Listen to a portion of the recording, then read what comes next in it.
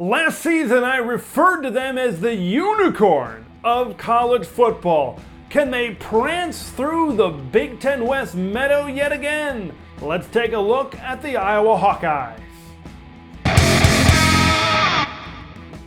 Before we get started on Iowa, just to remember to hit subscribe, ring the bell to stay notified. You want to see all the season previews, you want to see game previews, game reactions of all Big Ten teams and all Big Ten games.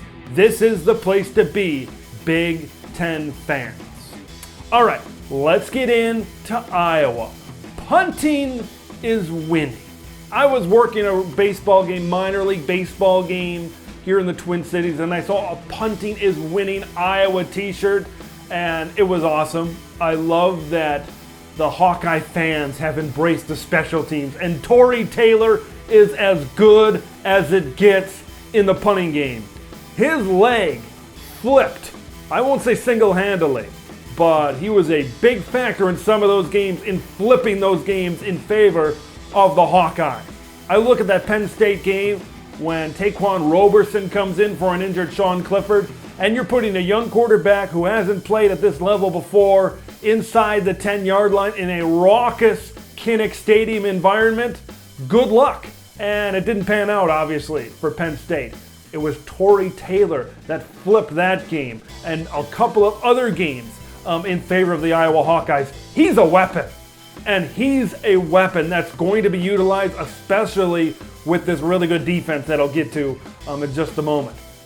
But as long as we're talking about special teams, this is a great special teams unit. It's always been great on special teams, but they're losing a big part of it. Charlie Jones, who transferred to Purdue, he will be missed. 2021 Big Ten returner of the year. So they may not be as good in the return game. We'll see if they can find a replacement, but that's a big loss. I'll get to his impact on offense later in the video as well. Let's talk about that defense. When I look at units, defensive units from top to bottom, Iowa is as good as it gets on the defensive side of the football.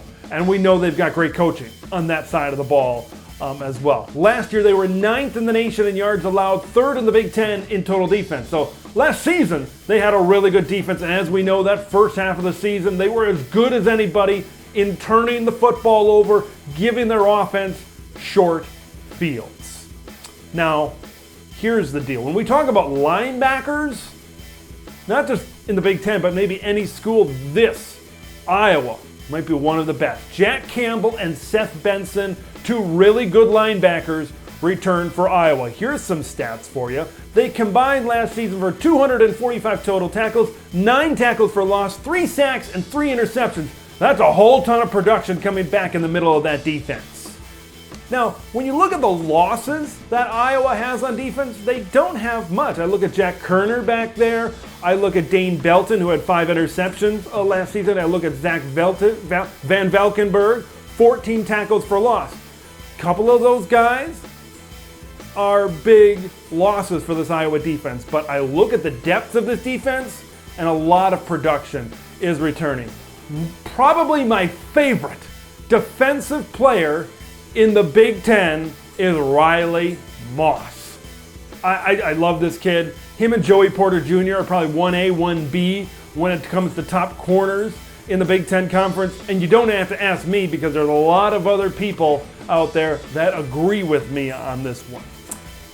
He's a preseason first-team All-American according to Phil Steele. First-team All-Big Ten preseason this year as well. Remember last year, 4 interceptions, took 2 of them back for touchdowns.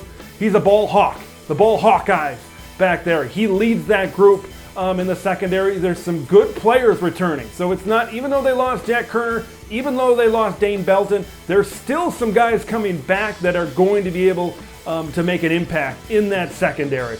Look, this is a defense that it's going to be very difficult to move the ball. And if you want to try to force things into an area where there's multiple defenders, good luck. Because there is no better defense in the Big Ten, maybe no better defense in college football than baiting you into turnovers than the Iowa Hawkeyes. Let's look at offense. Let's start up front. Let's start in the trenches of the offensive line. Of course, the big replacement, Tyler Linderbaum, the center. There's 4 sophomores coming in on this offensive line and 1 senior. So this is a young offensive line. I believe the big question mark, there's others at the skill position. The big question mark for me is, can that offensive line progress and be an offensive line that can move people around and that can be physical? Because we know this is an Iowa offense and really an Iowa team overall that wants to be physical. Will this offensive line also be able to protect Spencer Petras and give him enough time to be able to hit his targets downfield? Quarterback is, Spencer. We saw Alex Padilla last year. A lot of talk about Joey Labas, who's third on the depth chart, entering fall camp. It looks like Spencer is going to get the nod to start the season, and we'll see how much he's progressed. I think that's a big thing. Quarterback is a question mark right now for Iowa. There were times last year when Spencer looked okay, but then there were times where he didn't look okay. Once again, coming back to that offensive line. That offensive line is going to be big. Spencer's not a guy that can exactly evade the pressure, get outside the pocket, and throw the ball 20 yards on a dime.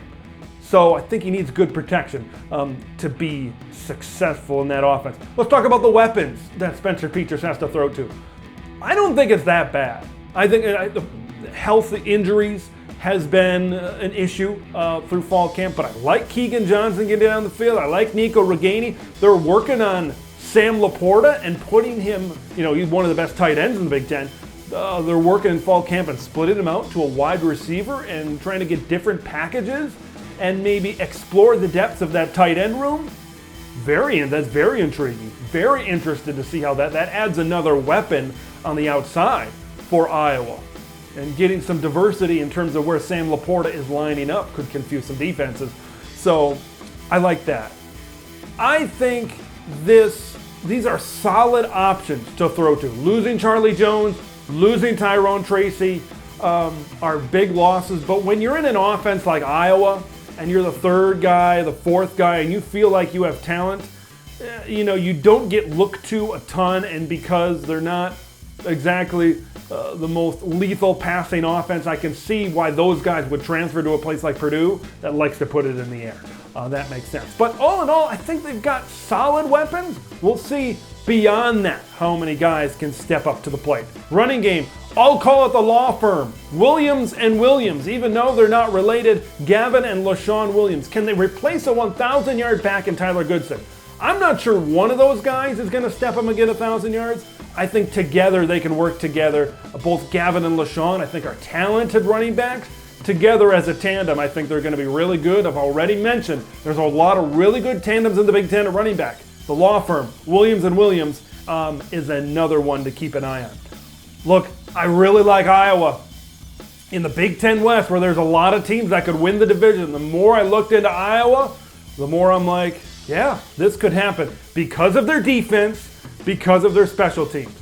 When I look at units, top to bottom, and what teams have returning, boy, it's hard not to say Iowa has the best returning defense in the Big Ten. I know there's some teams in there that might say, we got it here, we got it there, but Iowa, it's hard to argue Iowa is not in that conversation because they are in that conversation to be the best defense in the Big Ten. I'm really looking forward to see if they can replicate the turnover madness that they had at the beginning of the year. What do you think Iowa is going to do this year? Iowa, I know you got a lot of fans out there. I want to hear it in the comments below. Make sure you subscribe to Big Ten Ted for more Big Ten previews. I'm Big Ten Ted. We'll see you in the next one.